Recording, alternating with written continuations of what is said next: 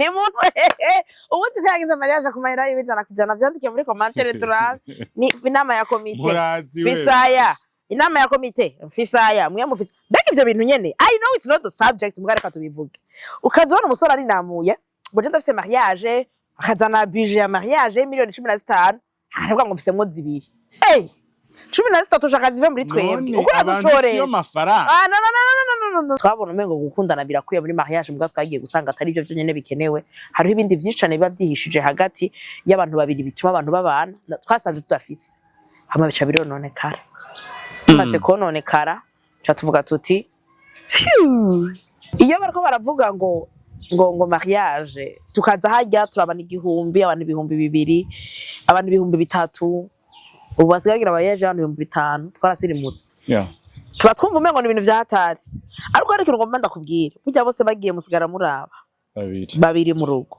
niho uza kubona exactement umuntu warongoye canke umuntu yakurongoye niho uza kubona uwari we muri kumwe mu nzu muri babiri kandi iyo maze gushika muri urwo rugo muri babiri mugashobora kubonana mukamenyana babandi bose baragiye niho uza kuvuga uti kumbe vyari ibi parce que mariage tubonye abantu babiri bavyuka bakaryama twe tuba twibaza ngo ni wowo ni wololo ngo ni ibintu bisanzwe ngo niki mugabo hari banga gishi nyuma ya mariage rirenze ayo ma emotion yanyu rirenze kuvuga ngo tumaranye igihe kirekire rirenze kuvuga ngo dukundanye igihe kirekire rirenze ivyo wewe mana yanje wewe kwiyumvira naranyoye urumogi na litro nakina kimwe ntakoze kubera deception nararondeye ama relation yo gukira narabaye mu bihe bibi gushika naho ngerageza kwiyahura ko nanumva umengo ndarusha n'ubuzima umva yuko ivyo bintu bimbaye ko bise imyaka 22 gusa abantu bose hano usugiye kwicara ntibakibona nka Darlene bakubona wewe bamukobwa ngo yavana n'umugabo ngo yacakina n'icava ku mugabo bakubonamwo umuntu ataca amaze bakubonamwo umuntu urugo rwananiye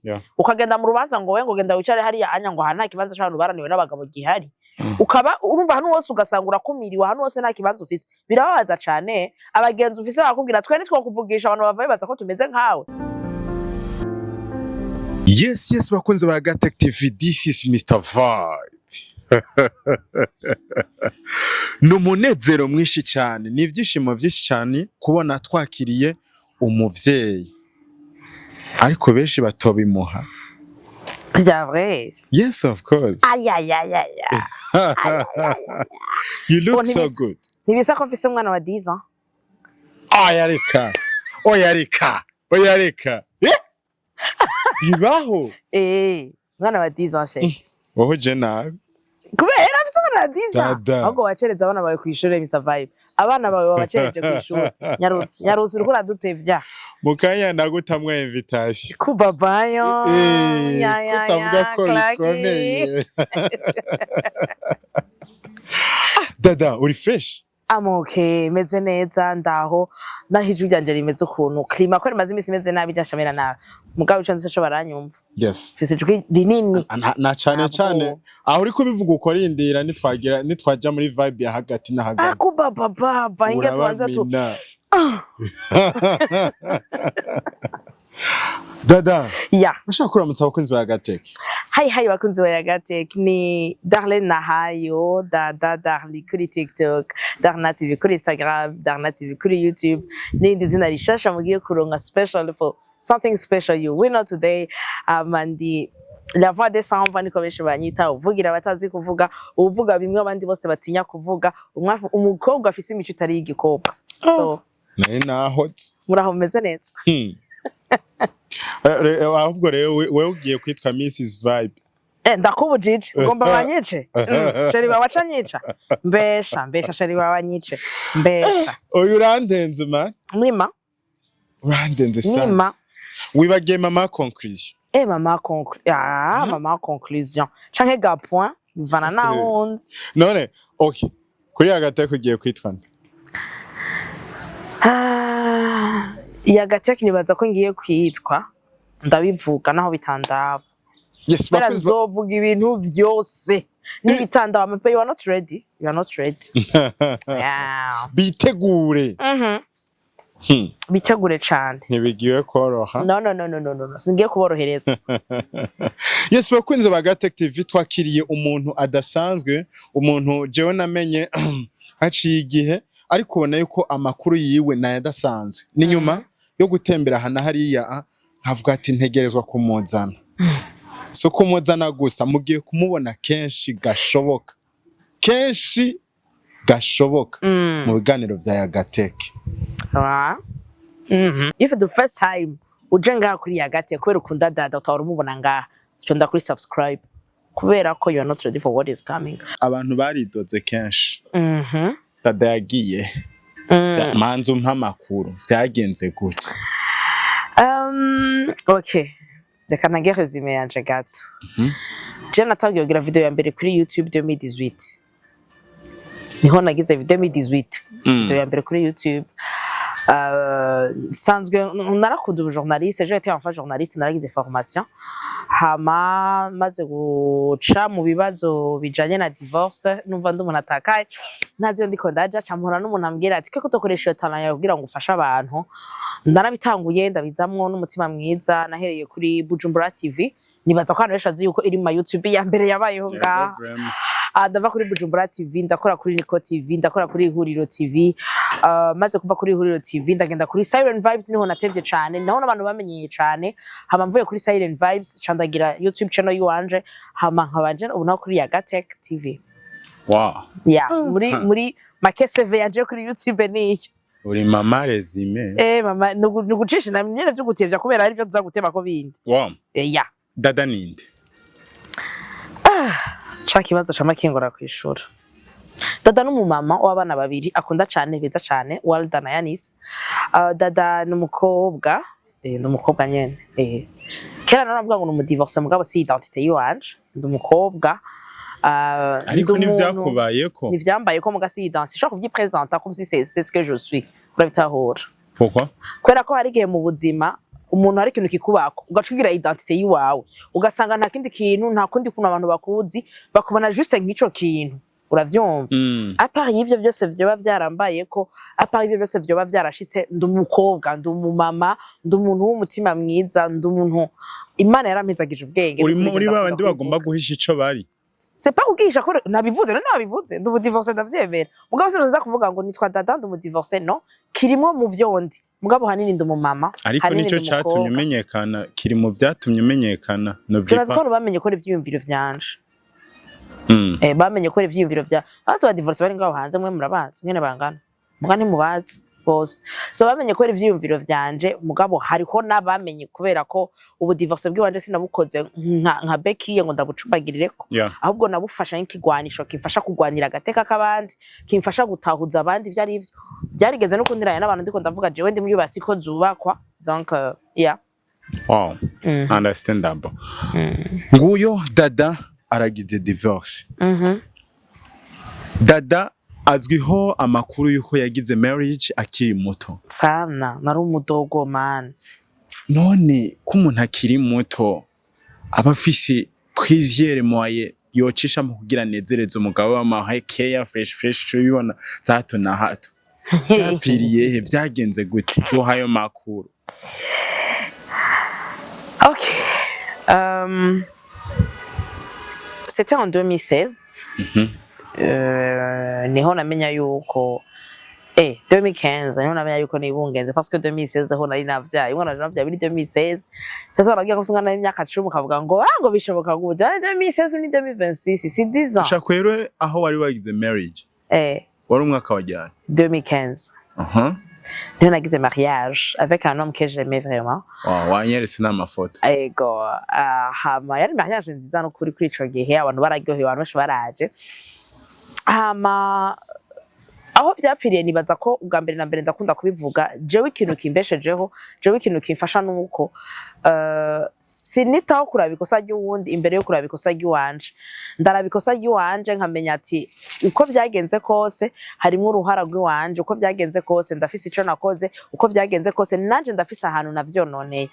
Rero harabaye mu bwana habamwo kutumvikana, habamwo kuticisha bugufi ku mpande zose, habamwo n'ikintu kutagira ikiyago. Nibaza ko nakuye mu nyigisho nyinshi zamfashije kugenda ndafasha abandi, zamfashije ko abanyumviriza n'abanyitura shobora kubafasha uko nyene bashobora kubaho kugira ngo birinde kugwa muri yo novuga ko ari icago naguyemo. Kuko turi mu gihugu kigoye dufatiye ku mico yiwacu, trouver même umuntu akumva canke agutahura canke agukunda canke akumva nko mu divorce biragoye cane. Bafa kumva ko uri mu divorce deja mu Burundi wacu ubori wofise amakosa. Ni wewe nta nuwundi. Kuko turi mu gihugu bavuga ngo ubwabo bw'umugabo nibwo buryo bwiye. Ntacyo shigikira. Muga niko babivuga. So bamaze kubona umukobwa nka je w'imyaka nk'iyi wanje nagize divorce kuri bo ni directement uwo mukobwa ni kinani. Nibafata n'umwanya wo kubaza ngo vyagenze gute canke mwavuye. Ariko uheje kuvyivugira ko vyavanye n'ubuto bwawe. Vyagenze apana ubube gito. Ubwana, ubuto bw'ubwana apana ubube gito. Ubuto bw'ubwana. Kuba umwana apana ubube gito. Ubube gito ni kindi kintu. Nashatse kuvugana ari muto mu myaka. Dutomorere rero. Okay. Je nagize mariage y'imyaka 20 basha. Hari hageze ko mshuha bakade mugashushe mugana rindi deja mu rugo. Of course hari ivyo ntari bwamenye. Of course hari ivyo ntari bwabaze. Of course hari ivyo ntari bwashikeko. Ariko bivanye nuko nari nibungenze. Namandagihagara ku ico kintu. Navuga nti sishobora kumaramaza umuryango. Sishobora guteza urubwa famille yanje, sishobora guteza urubwa mama, reka ngire mariage, sauver la famille.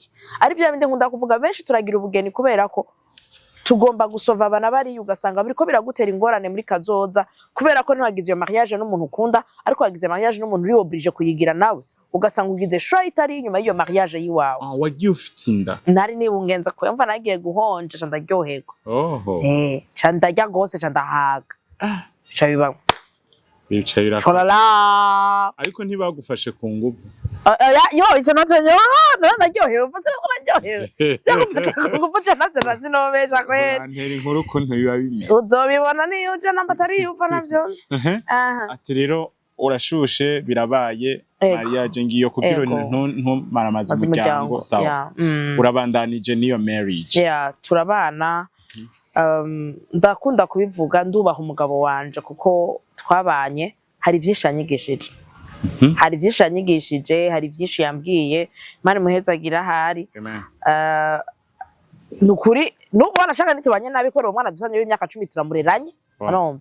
Gusa nyene harabaye mu bwo buto kuba muto mu myaka ku mpande zacu twese habamwe no kubura ikiyago.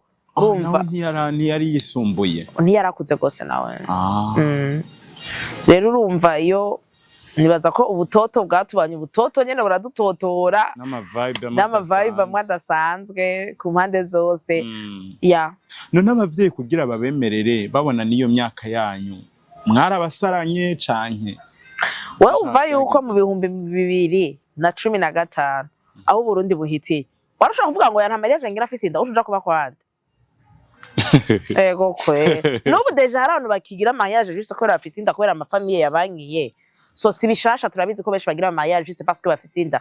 Ugasanga ntibari prête kuri iyo mariage, ntibari biteguye kubana n'uwo mugabo, ntibari biteguye kubana n'uwo mugore. Mugabo kugira ngo basove la fierté ya famille, kugira ngo basove umuryango kubera yakakaranga n'imico vyacu, niteze urubwo umuryango, nitwononere famille, ugasanga baragiye barabana. Ico gihe dada birumvikana ko cari gihe gito avuye ku ishuri. Antuka n'umusore niko vyari bimeze. Yari ya ego hari yazigiye gito nabavuye ku ishuri yarakora mugabo. Nibaza amahera ya mariage vyagenze gute? Familia anje ndabesha. Familia kweli namwe nimuze umuntu wenga namba amakomite yanyu atari yaterera mariage zanyu ni muntu ubu tukagize mariage ku mahera y'ibijana kujana vyandike muri commentaire turabe ni inama ya komite fisaya inama ya komite fisaya mwe mufise mbega ivyo bintu nyene I know it's not the subject mugareka tubivuge ukazona umusore ari namuye ngo je ndafise mariage akazana budget ya mariage miliyoni 15 aravuga ngo mfise mo zibiri 13 ushaka zive muri twebwe uko naducoreye yo mafaranga no bamurindira mugere n'abantu bagomba kunterera wavyumvise ikibazo cyo uracishuye mariage yakozwe n'umuryango n'abagenzi kuko nawe ari twe tuzoyikora. Yes of course sawa mugaje sindimo kuko ni wagiye ugamuza muri babiri bandanye toza kunywa amantahe Zanaro correct Mwashitse mu rugo bam bimeze guterera twarabanye turagwa rukundo ruryoshe vraiment mu ntango muga mu nyuma vyarabaye nabi bivuye kuvyo ndababwiye aussi turi kuri réseaux sociaux sinibana twaba mu rugo turi babiri kandi haraba muzi sinohava nifoto nzotanga zitagize wande sinzobugu Okay. kubera ko ntakunda amarezo sose ntayakunda Umugiriye neza. ntayakunda cyane kandi je ndaproteje abantu hama nabivuze imyaka yari mike kuri twese nibaza ko tutari prêt kuri mariage twabona umengo gukundana birakwiye muri mariage mbwa twagiye gusanga atari byo nyene bikenewe hariho ibindi vyinshi cyane biba vyihishije hagati y'abantu babiri bituma abantu babana twasanze tudafise hama bica birononekara maze kononekara cha tuvuga tuti umwe wese afata inzira yiwe kugira ntitwononanira ubuzima hama ubeho mbeho Imana iduhuze turahujwe n'umwana tumukunde tumutunga beho Imana irabidufasha haheze imyaka 8 dada mu rugo byari bimeze gute uri kuraraba ewe urugo n'ikindi kintu urugo n'ikindi kintu iyo bariko baravuga ngo mariage tukaza hajya turabana igihumbi abantu ibihumbi bibiri abantu ibihumbi bitatu ubu basigagira abayaje abantu ibihumbi 5 twarasirimutse tuba twumva umengo ni ibintu vyahatari ariko ariko ngomba ndakubwira burya bose bagiye musigara muraba babiri mu rugo ni uza kubona exactement umuntu warongoye cyangwa umuntu yakurongoye ni uza kubona uwari we muri kumwe mu nzu muri babiri kandi iyo maze gushika muri urwo rugo muri babiri mugashobora kubonana mukamenyana babandi bose baragiye ni uza kuvuga uti kumbe byari ibi parce que mariage tubonye abantu babiri bavyuka bakaryama twe tuba twibaza ngo ni wowo ni wololo ngo ni ibintu bisanzwe ngo niki mugabo hari banga gishi nyuma ya mariage rirenze ayo ma emotion yanyu rirenze kuvuga ngo tumaranye igihe kirekire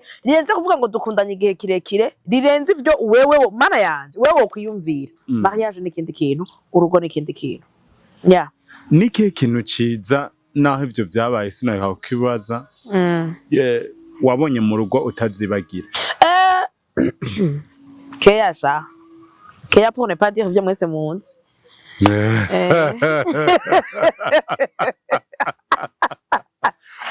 Hada gukora utaha mbona naho bihuriye no gukora ujya mu vyuka aho nyene ukoraho ntaho bihuriye bakumasa fresh naho bihuriye yatandukanye cyari cyambere cya kabiri naco hari rindi teka uronka hari rindi teka uronka nk'abantu no musi turaza tuvuga ngo tugiye kuramutsa Mr Vibe mugubu tugiye kwa Mr Vibe na madame wiwe uravyumva hari rindi tekuro nka mu bantu hari rindi jambo ugira mu bantu utabufise hari ubundi buntu abantu bakubona ko kubera urongoye cyangwa urongowe abantu batahura bakubonako hari yandi mazino hindurirwa hari ibintu byinshi bituma ivyo bihinduka so nibaza ko vyarafashije no gukura vyarafashije gukura kuko vyarafashije kubona responsabilité burya sigihe cose biba vyorosha ari wewe mabuja duteka iki mabuja sico kimena nkaho nduvyuka umukozi ntiyatetse kubera iki mama we yabiravye uwo muvukana canke yabiravye sico kimwe nuko ubu rero shareka ndaguhinguruje Mr Vibe one haje wawe uvyuka ugataha ukagenda ukagaruka usanga mama yatetse ubu zosigara siyo ushike ku kwezi guheza umukozi umuhembe ofete biragufasha gukura mu bwenge birakwagura mu bwenge ati umusore agiye kurongora yoba barava muhira bo burava muhira ukaburimenyereza ko niba vyorosha mugabo kenshi ico maze kubona umusore agiye kwimenyereza akazana umukozi umugore ashise ikintu ca mbere akora no kwirukana uwo mukozi sindamenya impamvu mugabo niko mubikora je navyo nzi impamvu akabaza inyishu muri commentaire abagore murongorwa mugaca musanga umukozi umutipe wanyu afise canke umugabo wacu mugaca mumwirukana mubirukanira iki Nsi kugira twavuze muri commentaire uravuga commentaire okay nike kibi wabonye mu rugo utazibagira wahuye naco nibaza ko ari sinza kugiteba ko kandi ntaco tubandanya tuvuga ko nibaza ko ari violence violence émotionnelle kanu karakomeye mugani tugatebako nene mpore ndakireke webanda turashobora kivuga ariko ibi bintu iyo tuko turabivuga burya naje aha nibwira gito canje cundi cumvireho reka dufate tubivuge muri sense yuko urabona hari gihe usanga umuntu biva iri byo muri murashaka byo muravugana murishuranye nabi murabwiranye nabi ajya amajambo arababaza kandi ajya amajambo araguma mu muntu uravyumva hariho nk'abantu kenshi yo bubatse usanga bakunda kubwirana amajambo navuze abantu bubatse sinavuze jewe usanga nkuba akunda kuvuga none ngo waje gukora iki ngiwanya hari cyo warubuze ukora ko ibintu bisanzwe cyangwa ziba ngo washise ngaha rero ngo wavyibusha canke ngo ubuzima bwahindutse gutagiye kwigira kagaga ngarozi no mu kamera tukuzanye mwo gute kandi je ndabura batukuzanye mwo gute aho usanga yarigize kagagara mu buzima urumva ugasanga batangiye ugasanga uri ntacumaze muri uru rugo uri umugore nta kintu na kimwe simba nico nakuzaniye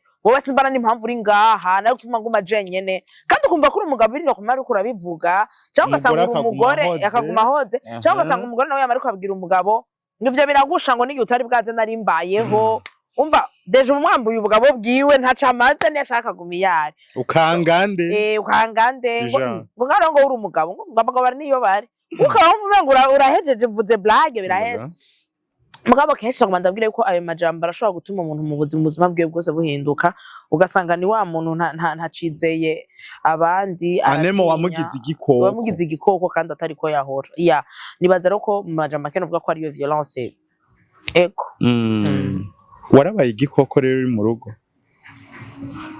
ushaka usanga nta kibaye kubera buryo ukuri kuva kubona bana arabikoreye hajye umuntu niyiraba ngo yibone naho muri mutu hari ibintu tubona ushobora kuba wabereye igikoko entre parenthèses yego cyangwa ugasanga niwe yambereye igikoko navyo tubuzi ivyo bizomenya twe turi babiri gusa iyo abantu babiri barinze bamvikana twaragiye kwandika turasinya tugende dusinyure nuko hari ikintu kitagenda normal peut-être que ushaka kwa kigoye kuvuga canke ku explica canke kuvuga imbere y'amakamera kuko uko biri kose just nimba bamwe bemera ngo umaze kuza kuri réseaux sociaux n'ufise vie ngo ufise vie ndayifise vie privée yawe irabaho so nibaza ko biri muri ampe muri vie privée mugabo hariho amakosa yiwanje nakoze ndashobora kuyavuga harabaye kutamenya ego nabivuze harabaye imyaka harabaye n'ubwana no kubona umengo ndacari muto biracashoboka urabitaho naho nobivamwo ego nivyo nobivamwo mwari mumaranye igihe kingana gute mukundanye n'uwo muntu kumbe byacu biri bizarre fata ko ari kinini gusa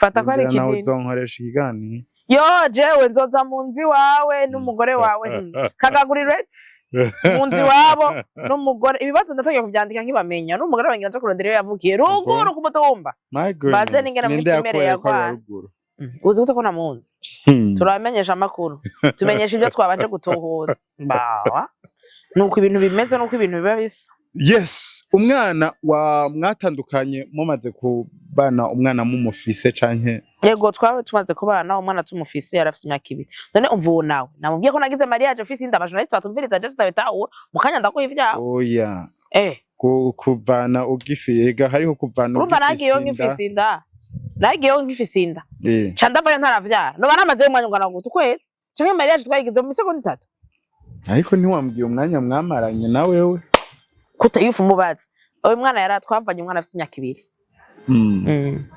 ubwo bugira ibiharuro ko nabwiye ko umwana afise imyaka 10 maze imyaka 8 ngize divorce ntiwacu biharura kivyo biharuro ndabikura he ubu afise ibiharuro nakayantereye Samire nakayatanze $100 nivyo biharuro biri mu mutwe ubu wangana ngira ndamuterera acateranya kuri yandi mwamuha ibiharuro bica biza biriruka dada fresh aho kuvuze marriage yaje turatorana yes dada abantu benshi bagize divorce barakunda kubarira abantu bagiye kugira marriage turaduhura nabo cyane cyane abagabo wogenda uzobona sha haro nakatehame kaharawe kino gihe nguriteye ikamba wavyita kwiniga bimeze gute we nawe ubwiye yo bantu b'Imana je numvise munagize mariage ndamufasha nkaja no muri committee ego cyese muri bamwe basharikira kuyo gutahura kubera wowe bitagushobokeye ntibisigura ko nabandi bitabashobokera mariage abantu babiri bashobora kuba ari babiri ugasanga je wananiye wewe murashoboranye twabonye benshi bagira ama divorce babanye n'abandi bakaba mirena ntibavane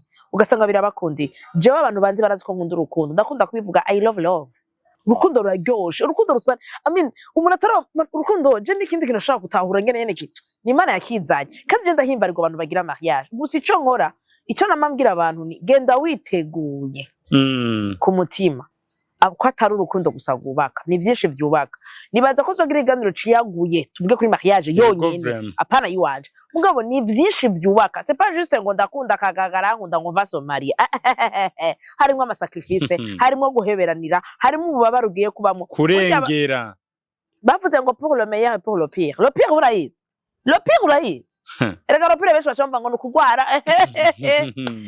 le pire baye benshi bari jana muri toilette le pire baye benshi igenda kuri le pire igera bageze kure bapfa ko na le pire gusa igera bageze kure so marriage is something ikindi kintu kidahuye nivyo batubwira ku masantima canke ngo ni je t'aime aussi mariage ni kintu kinini udakwiye gufatira ku masantima gusa so jewe siminigera mbuza umuntu ukuri ndaryoherwa mariage cane kandi mbonye umuntu agiye kugira mariage ndumva ndi fier nawe ndumva ndamuryohererewe ariko akantu rengeje ko nako umuntu yobijamo namanze yitegure na cane even the Bible I believe you trust in it.